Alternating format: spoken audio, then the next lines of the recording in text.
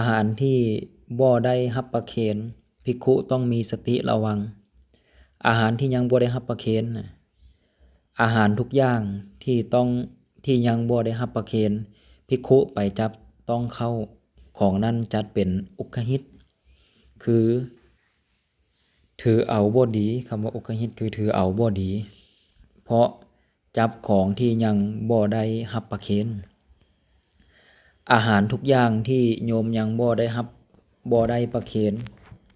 พระบ่ควรไปจับต้องเพราะเมื่อจับต้องแล้วของนั้นจะเป็นอุคหิตทันทีแม้จะให้โยมประเคนไม่เอามาฉัน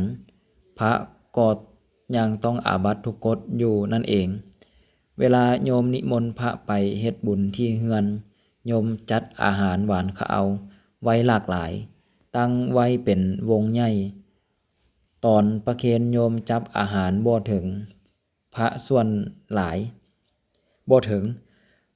ยจะช่วยกันจับอาหารส่งให้โยมจะได้ประเคนสะดวกถ้าพระองค์ใดนั่งเสยอยู่ก็จะถูกตำหนิจากพระนำกันแน่จากโยมแน่ว่าท่านนี้นั่งท่าสันอย่างเดียวบ่ช่วยโยมเลยรู้สึกว่าพระก็บ่มักโยมพระบ่มักโยมก็บ่มักเผลอๆคราวหน้าจะบ่นิมนต์ไปอีกซ้ำการขนขวายช่วยเหลือโยมในลักษณะแบบนี้เบิ่งคือจะเป็นเรื่องที่ดีแต่ก็ผิดวินัยจะเฮ็ดโดยบ่รู้หรือโดยรู้เท่าบ่ถึงการหรือเฮ็ดเพื่อประจบโยมก็ตามใส่บ่ได้ทั้งนั้นการจับอาหารส่งให้โยมประเคนด้วยตนเองหรือจับอาหารส่งให้โยมประเคนพระองค์อื่นมีค่าเท่ากันองค์อื่นมีค่าเท่ากันคือประเคนแล้วสันบ่ได้บ่ควรแก่พระทุกองค์หมายความว่าบ่สามารถที่จะสันได้นะถ้าสันเข้าไปก็จะเป็นอาบัติอาหารนั้นจัดเป็นอุกหิตเหมือนกันนำไปสันต้องอาบัติทุกกฎแล้วก็ทุกองค์อีกสันแบบสันอาหารไปมีอาบัติติดโตไปโยมประเคนอาหารพระแล้วมาจับต้องเขาจะโดยตั้งใจหรือบ่ก็ตามพระบอกว่าใส่บ่ได้ขาดประเคนแต่โยมยังบ่ได้ประเคนพระมาจับต้องพระบอกว่า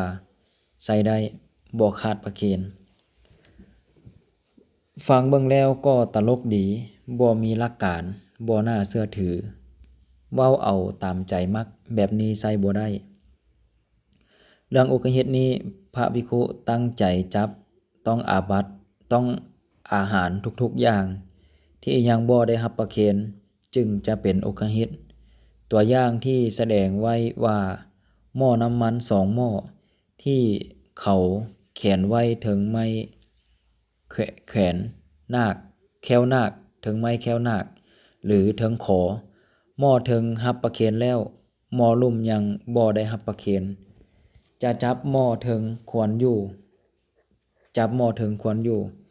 ถ้าหม้อลุ่มรับประเคนแล้วหม้อถึงยังบ่ได้รับประเคนภิกขุจับหม้อถึงแล้วจับหม้อลุ่มหม้อถึงเป็นอุกหิตหมายความว่าถ้าหม้อที่บ่ได้รับประเคนบ่ควรจับภิกขุถูกต้องเข้าสุกในบาตรที่ยังบ่ได้รับประเคนแล้วจับเข้าสุกในบาตรของตนอีกเข้าสุกนั้นเป็นอุกหิตสามเณรต้มข้าวต้มอยู่ภิกขุจับจองหรือกระบวยคนแล้วตักยกขึ้นข้าวต้มทั้งหมดนั้นเป็นอุกหิต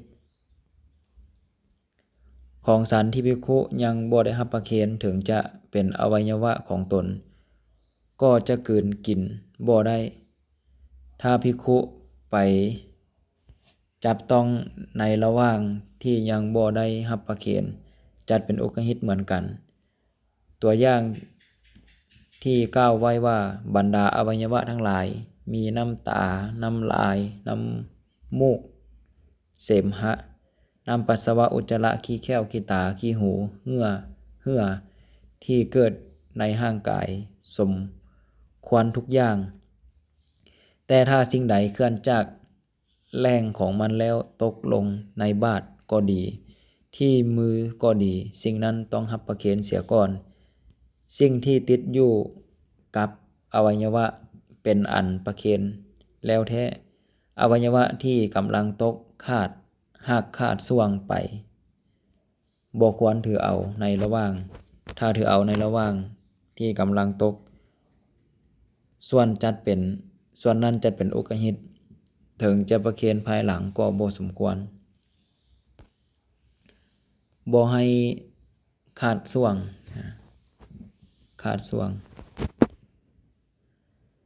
ถ้าบ่ได้ตั้งใจจับเพียงเฮ็ดความสะอาดไม่กวาดไปถือเข้าหรือจับฟาดตั้งใจจะจับของที่ประเคนแล้วแต่ไปจับถือของที่ยังบ่ได้ประเคนบ่เป็นอุกหิต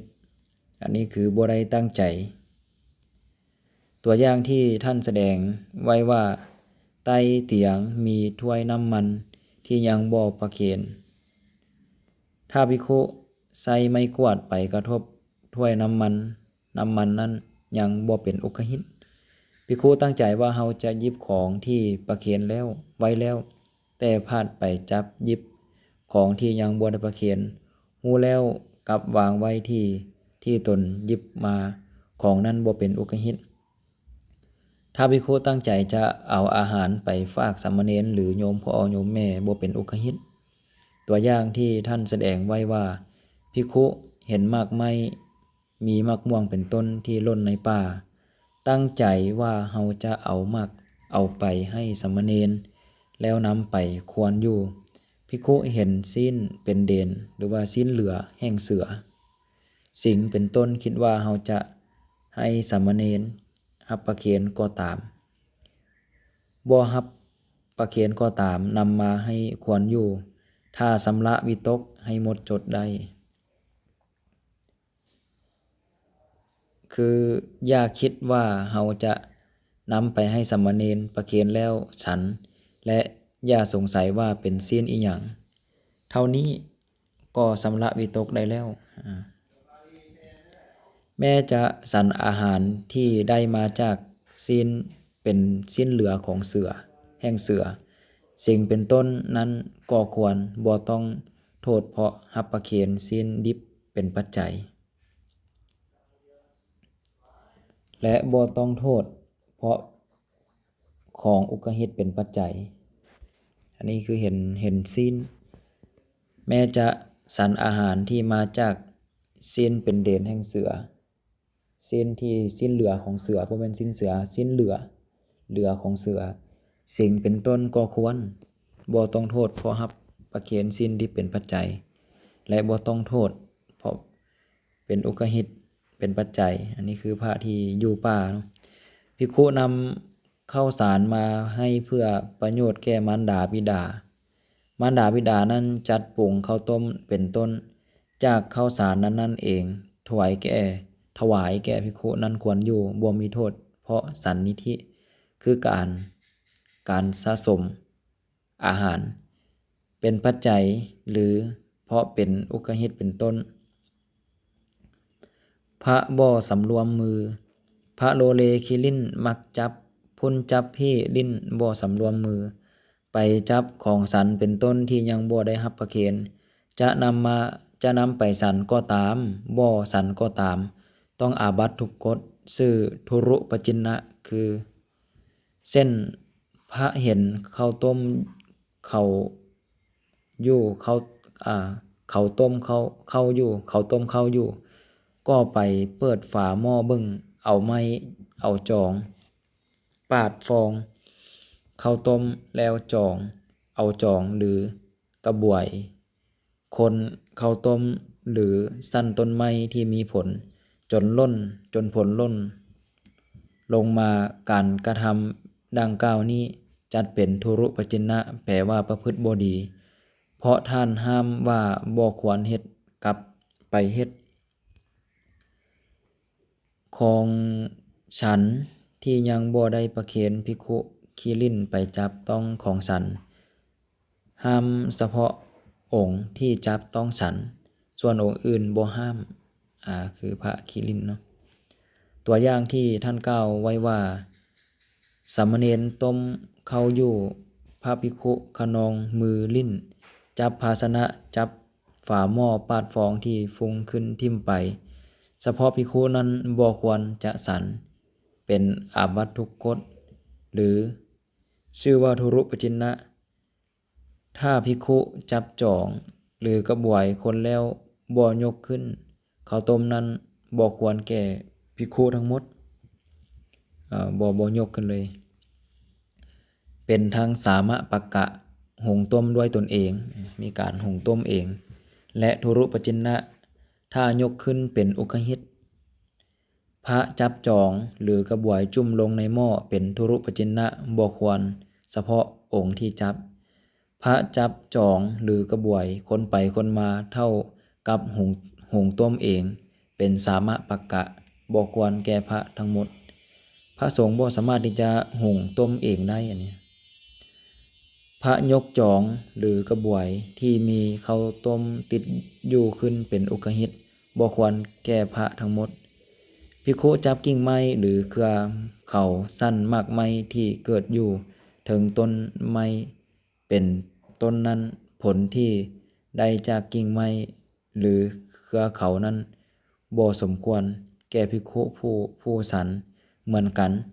และเขาย่อมต้องทุรุปจินนะทุกกฎนำถ้าพระจะต้มข้าวต้มให้สามเณรประเคนภาชนะข้าวสารพร้อมข้าวสารและน้ำยกขึ้นเตาแล้วบอกให้ก่อไฟจนติดต่อจากนั้นพระเฮ็ดอีหยังได้ทุกอย่างบ่เป็นทุรุปจินนะถ้าพระจะต้มข้าวต้มให้สามเณรประเคนภาชนะพร้อมข้าวสารและนำยกขึ้นเตาแล้วบอกให้สามเณรก่อไฟจนติดต่อจากนั้นพระเฮ็ดอีหยังได้หมดบ่เป็นทุรุปจินนะคือการประพฤติบ่ดีคือการลิ้นเนาะการลิ้นตัวอย่างที่ท่านแสดงไว้ว่าสามเณรสามารถจะหุงได้แต่บ่มีเวลาเพราะมีธุระไปที่อื่นภิกขุรับประเคนภาชนะพร้อมทั้งข้าวสารและนำแล้วยกขึ้นสู่เตาควรกล่าวว่าเจ้าจงก่อไฟให้ติดแล้วไปเถิดต่อจากนั้นจากไฟติดแล้วจะเฮ็ดกิจทุกอย่างก็สมควรเหมือนกับในก่อนภิกขุตั้งภาชนะสะอาดต้มน้ำฟดไว้เพื่อประโยชน์แก่ข้าวต้มควรอยู่เมื่อน้ำฟดแล้วสามเณรเทข้าวสารลงก่อแต่นั่นไป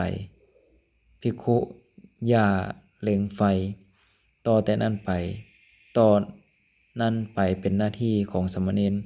จะรับประเคนข้าวต้มที่สุกแล้วสันควรอยู่บ่เป็นทุรุปจินนะถ้าพระนั่งเอง